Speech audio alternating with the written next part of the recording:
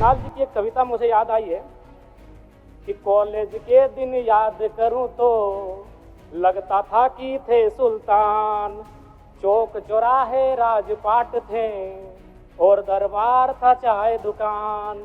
हल कश्मीर का मुद्दा करते मुंह में दबा लेते जब पान, मन में लोहा तन इस्पाती चलते थे हम सीना तान। धीरे धीरे गल गया लोहा, धीरे धीरे गल गया लोहा, तेवर का तलवार गया। एक नौकरी, हाँ एक नौकरी के चक्कर में देखो सिकंदर हार गया। एक नौकरी के चक्कर में देखो सिकंदर हार गया। जयराम कुमार, माननीय सदस्य जयराम कुमार। धन्यवाद अध्यक्ष महोदय।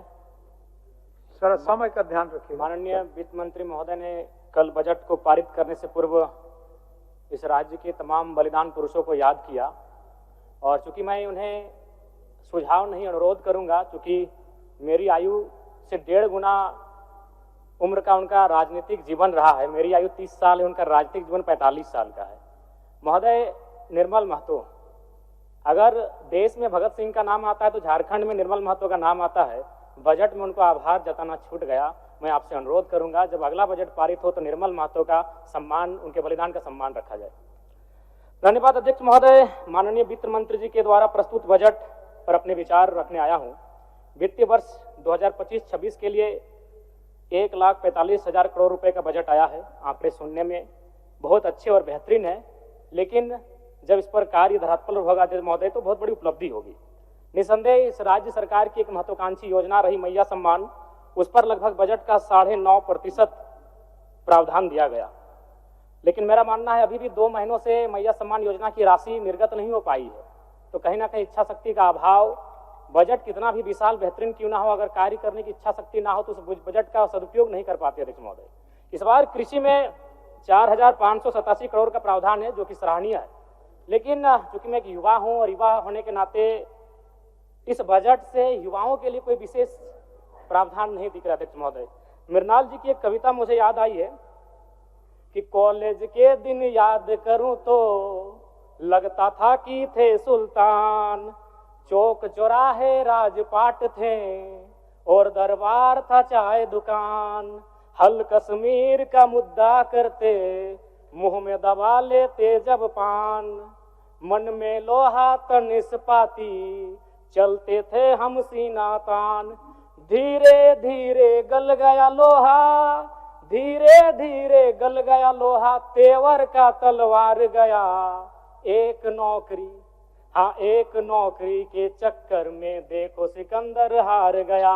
एक नौकरी के चक्कर में देखो सिकंदर हार गया। जी हाँ अध्यक्ष महोदय, इस बजट से इस राज्य के युवा, सिकंदर रूपी युवा, जिन्होंने एक 10 बाय 10 के कमरे के ताप में रहकर 10 साल का जीवन बिताया है परीक्षा की तैयारी में, आज इस बजट से वे हार गए अध्यक्ष महोदय। नई इस बजट में युवाओं के रोजगार संबंधित विशेष कोई प्रावधान नहीं अध्यक्ष महोदय। पहली बार माननीय हेमंत सोरेन जी की सरकार ने 2020-21 में बेरोजगार युवाओं को, स्नातक को 5,000 रुपए प्रति माह और स्नातक उत्तर को 7,000 रुपए प्रति माह देने की बात कही थी। फिर कालांतर में मुख्यमंत्री प्रोत्साहन योजना, मुख्यमंत्री युवा प्रोत्साहन योजना, मुख्यमंत्री प्रतिभा प्रोत्साहन योजना नामक बहुत सारी योजनाएं पुस्तिका में छपी। हम लोगों ने सुना, पढ़ा, लेकिन 1 रुपए खर्च युवाओं पर नहीं किया गया उनके प्रोत्साहन राशि को लेकर अध्यक्ष महोदय। इसलिए इस बजट से निसंदेह माता लोगों की जीत हुई है, मैया सम्मान की जीत हुई है, लेकिन इस बजट से इस राज्य के युवा हार गए अध्यक्ष महोदय। एक सटीक नियोजन नीति नहीं होने के कारण, एक सशक्त नियोजन नीति नहीं होने के कारण कहीं ना कहीं आज इस राज्य के युवा इस बजट से हारा हुआ महसूस कर रहे अध्यक्ष महोदय। तो मैं युवाओं को रोजगार कैसे मिले? जिस राज्य में 40% खनिज संपदा, उस राज्य के युवा अगर हताशा, निराशा के दौर से गुजर रहे अध्यक्ष महोदय, तो कहीं ना कहीं इस बजट पर युवाओं के दृष्टिकोण से एक सवाल और प्रश्न चिन्ह खड़ा होता है अध्यक्ष महोदय। अध्यक्ष महोदय, राज्य में अनुसूचित जाति परामर्शदात्री आयोग का गठन सराहनीय है, इसकी मैं सराहना करता हूं और वित्त मंत्री जी को साधुवाद देता हूं। महोदय, अंत में मैं इस सिस्टम पे आता हूं। इस सिस्टम पे आना इसलिए जरूरी है अध्यक्ष महोदय, चूंकि माननीय वित्त मंत्री महोदय ने विधायिका के कर्तव्य का अनुपालन करते हुए बजट को तो प्रस्तुत किया, लेकिन यदि कार्यपालिका का सहयोग नहीं रहेगा अध्यक्ष महोदय, तो ऐसे बजट का कोई उपयोग नहीं रह पाएगा। आंकड़े कहते हैं 2023-24 का आंकड़ा अध्यक्ष महोदय, बजट का कुल योग था 1,41,498 करोड़, लेकिन हम लोग खर्च कर पाए थे 1,07,920 करोड़, यानी लगभग 33,000 करोड़ की राशि खर्च ही नहीं हो पाई थी अध्यक्ष महोदय। और इस बार का जो बजट है, जो पूर्व का, उसमें भी मात्र 65% ही राशि को खर्च किया गया। इसलिए विधायिका के साथ साथ अगर कार्यपालिका अपनी जिम्मेवारी का अनुभव नहीं करेगी, अनुपालन नहीं करेगी अध्यक्ष महोदय, फिर बजट का कोई प्रावधान नहीं रहता है। अध्यक्ष महोदय, ज्यादा नहीं और 1 मिनट का समय लेंगे अध्यक्ष महोदय, चूंकि इस बजट में किसानों को लेकर mini tractor, power tiller, pump set, ripper आदि वितरण करने की बात कही गई है। अध्यक्ष महोदय, मैं चाहूंगा किसानों को आपको उपकरण देने की आवश्यकता नहीं है। किसानों को अगर हम जल दे पाते हैं, अगर पानी की सुविधा दे पाते हैं, तो हमें लगता है किसान सशक्त हो जाएंगे अध्यक्ष महोदय।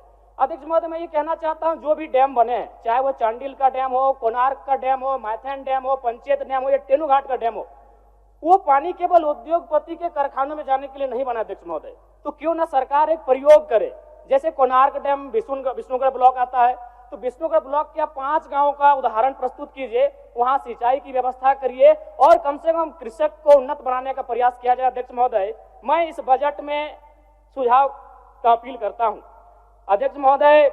चलिए, और 1 मिनट लेंगे, ज्यादा नहीं अध्यक्ष महोदय। परम श्रद्धेय आदरणीय, इस बजट से दिव्यांग, वृद्धा और विधवाओं को बड़ी आस थी अध्यक्ष महोदय, और जब इस बजट को पढ़ा, और वे लोग भी जब पढ़ेंगे तो बड़ा विशाल लगेगा।